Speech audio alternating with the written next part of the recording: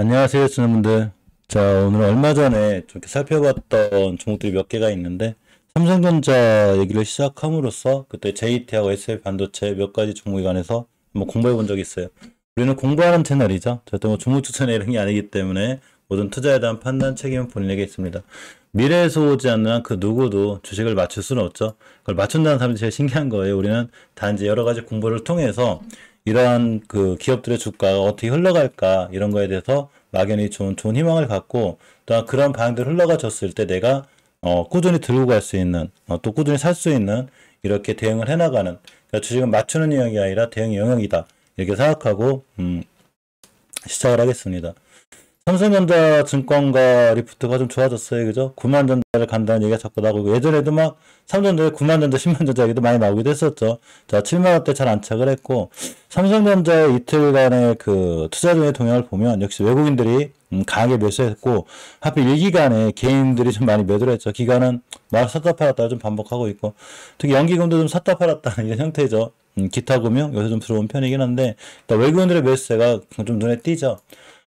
삼성전자 같은 경우가 일단은 항상 알려졌듯이 이 20개선 위에 있다는 게 중요해요. 중장기적으로 추세를 계속해서 잘 유지해주고 있다. 이렇게 생각하고 보시는 게 맞고, 이 7만 4천 원대 이전 고점 근처에 매물대가 좀 있기 때문에 여기를 뚫어주면 이제 먼저 8만 전자를 가고 9만 전자를 가는 거니까 이걸 이 정도까지는 바라봐도 될 정도로 지금 반도체 흐름의 주가가 나쁘진 않고 아마 반도체가 시장의 주도주로 다시 들어올 수 있는 확률 무조건 들어온다는 건 아니고 들어올 수 있는 확률이 생각보다는 꽤 커졌죠.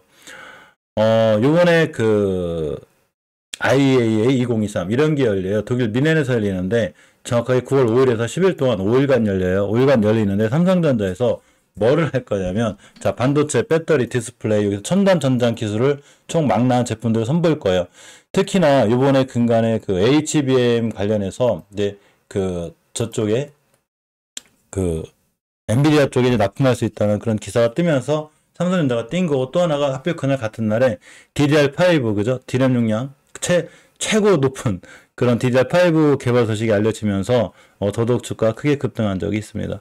삼성전자 사실 대형주죠. 속도는 대형주보다는 중소형주가 상당히 빠르기 때문에 중소형주에 관심 갖는 게 좋은데 어쨌거나 기술적으로 삼성전자를 좀 보게 되면 5개월 선을 뚫어준다는 자체가 좀 추세가 굉장히 강하고 일단 60일선 수급에서 안 깨고 있죠. 여기에 예전에 7만원대에 불린 물량들이 있기 때문에 약간은 매물대 소화 과정에 있다. 이 공간이 끝나야 이제 8만 전자를 가겠죠. 지금 하필 파시는 분들이 이때 물렸던 개인분들 그리고 특히나 예전에 2020에 물렸던 개인분들이 좀 파는 게 아닌가 이런 생각을 좀 해보고 삼성전자 같은 주식을 단기 대응할 건 아니기 때문에 그냥 꾸준히 잘 들고 가는 게 오히려 아마 좀 좋은 전략이 아닐까 생각해 봅니다. 역시 AI 수혜주라 사실 SK하이닉스도 좀 있긴 한데 삼성전자도 당연히 AI 수혜주가 되고 DDR 관련해서 HBM 사후 확대, DDR 관련 그런 이슈도 좀 있어요. 제가 저번 영상에서 DDR 관련으로다가 두 종목 정도 우리가 한번 같이 공부해 본 적이 있는데 첫 번째가 JT죠. 근데 JT는 오늘 많이 떨어졌어요. 자, JT는 엄연히 월봉에서 보면 이때가 이제 바닥권인데 턴에서 나가는데 삼성전자처럼 이식겨서는 않겠죠. 종가상. 그러니까 장기적인 추세가 무너지지 않고 있는 거고 또 하나가 이렇게 5개선 위에 있기 때문에 아직도 추세는 좋다. 그러니까 너무 단기적인 시각이 아니라 중장기적인 추세가 좋은 거예요. 단지 JT는 순간 급등했다가 조정을 받았을 때 이렇게 20주선까지 밀릴 수 있는 확률이 있기 때문에 우리가 주식을 할 때는 제가 절대로 하지 말라는 거. 예를 들면 주식이 이틀 만에 뛸지 올라갈지 아무도 모르죠. 그런데 그거를 맞추려고 이렇게 막 미수 써가지고 미수라는 게 사실은 이틀 만에 이제 갚아야 되거든요. 그러니까 심하게 떨어져서 5일선까지 떨어지게 되면 이틀 동안 미수를 갚아야 되는데 어쩔 수 없이 팔아야 되죠. 그래서 절대 주식을 할 때는 신용이나 대출, 미수를 쓰지 말고 현금으로만 하는 게 제일 좋고 또 하나가 철저하게 분할 매수 하셔야죠. 뭐 이날 여기서 사셨든 간에 일단 이 자리가 엄청 높은 자리는 아니기 때문에 굳이 쫓아갈 게 아니라 굳이 사셨다 하더라도 최소한 내가 5번에서 6번 정도, 10번 정도 살 수 있는 자금을 갖고 분할 매수해야죠. 쫓아가서 한 번에 몰빵하는 게 아니죠.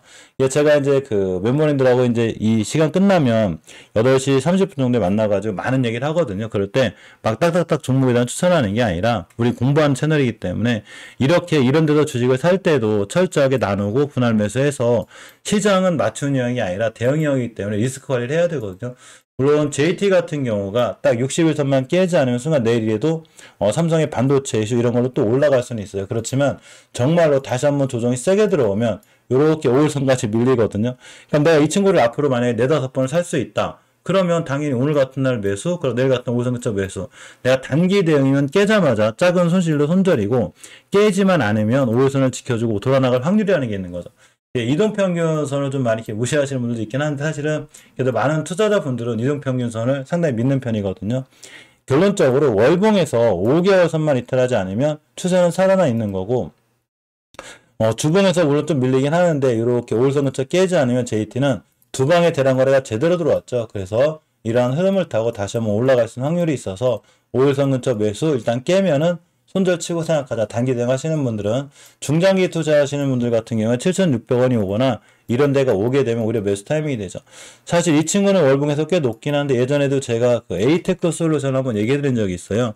이 에이테크 솔루션도 역시나 멤버들하고 시장 정리하면서 이런 주가들을 잘 보고 계시라고 그랬는데, 에이테크 솔루션은 우리가 보는 위치가 월봉에서 이런 데가 아니었죠. 그만큼 월봉의 바닥주들은 좀 지겨워도 잘 뛸 확률이 있는데, 우리가 에이테크 솔루션을 처음에 관심 가졌을 때가 여기고 조정 거치고 다시 이 시기를 회복해줬죠.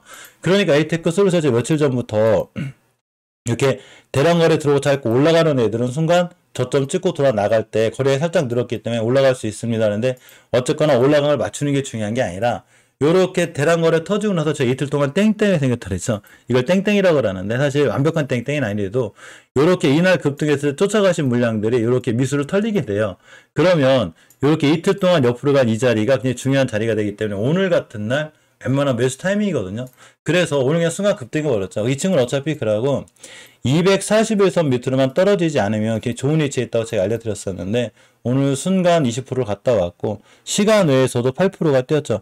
이제는 쫓아가 살 수는 없어요. 시간에 뛴 종목을 잘못 쫓아가 사면 요렇게 고점 찍었다 음봉 맞고 떨어져요. 이렇게. 그래가지고 이날도 에이테크소의 시간에 올라간 친구거든요. 요날 이렇게 시간에 딱 뛰자마자 다음날 시가가 제일 높았죠. 하루 떨어져 여기 왔었잖아. 그러니까 내일 만약에 이 친구가 뛰게 되면요, 그 쫓아가 사지 말. 시간에 뛴 종목을 다음날 쫓아가 사게 되면 잘못하면 물려요. 그래서 시간에 뛴 종목을 너무 쫓아가 사지 않는 게 중요하고, 요렇게 이 240을 깨지 않는 자리 또 하나는 이틀 동안 음봉으로 떨어질 수가 있어요. JT처럼. JT도 아까 알려드렸듯이, 제이나도 알려드렸죠. 이렇게 이틀 동안 음봉으로 떨어질 수 있습니다. 그러고 굳이 사시려면 눌림목 졌을 때 사시는 게 좋습니다. 알려드렸는데, 에이테크 솔루션 시간에 떴기 때문에 날아가면 어쩔 수 없고, 시간에 떴다고 꼭 뛰는 건 아니니까 또 꼬리 달고 뭉 떨어져가지고 나중에 21선이나 5일선이 오게 되면 다시 한번 매수 타이밍이 되게 돼요.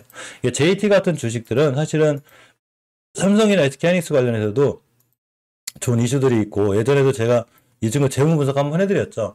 이 PBR이 1.67이거나 퍼가 6.97이라는 얘기는 이 친구가 상당히 고평가되어 있는 건 아니에요. 오히려 저평가되어 있다고 보는 게 맞고, 시총이 1,000억 정도 되는데 매출이 그래도 자기 시총만큼은 안 나오긴 해도 전체 그 근처는 나오고, 일단 현금 유보율이 꽤 많기 때문에 재무적으로 위험하거나 크게 리스크가 있는 친구는 아니에요. 단지 배당을 안 주기 때문에 그게 좀 아쉽긴 한데 재무적으로 크게 리스크가 있는 친구는 아니다.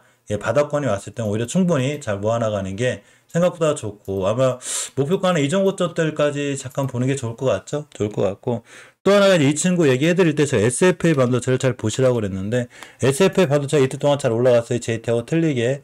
이날 7.80% 올라갔고, 어제 금요일날도 오늘도 한 6% 올라갔어요. 이틀 동안 한 14%가 올라갔는데, SFA 반도체 똑같아요. 우리가 처음에 JT를 봤을 때 JT 같은 애들 20과에 잘 보셔야 되는 거거든요. 그러면 여기서 빵 뜨려 여기를 갔다 왔죠. 한 달 동안 조정받고 다시 가는 거고, 이게 에이테크 솔루션 같은 경우도 월봉의 바닥권에 봤을 때 이런 자리들이 굉장히 좋은 자리가 되거든요.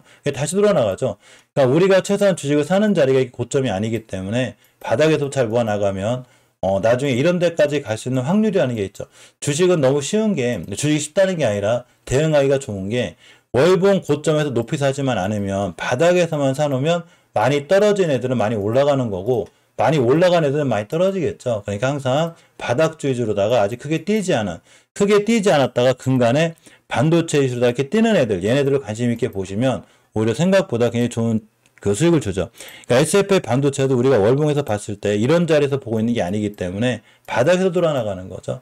SFA 반도체 앞으로 꾸준히 보셔야 되는 거고, 주봉에서 일선 회복해줬어요. 단지 여기 좀 매물대가 좀 많아요. 여기에 매물대라는 게 왜 떨어지다가 옆으로 가는 구간이 있고 또 떨어지잖아요. 계단식으로. 그럼 여기서 빵 때렸을 때 요 공간이 매물대가 되게 되고 올라가다 이렇게 옆으로 가는 구간이 있는데 여기서 떨어졌다 올라갈 때 다시 이거에 부딪히게 돼요. 그게 지금 SFA 반도체가 여기 있는 공간에 매물대에 맞고 있다. 이게 생각하시면 돼요.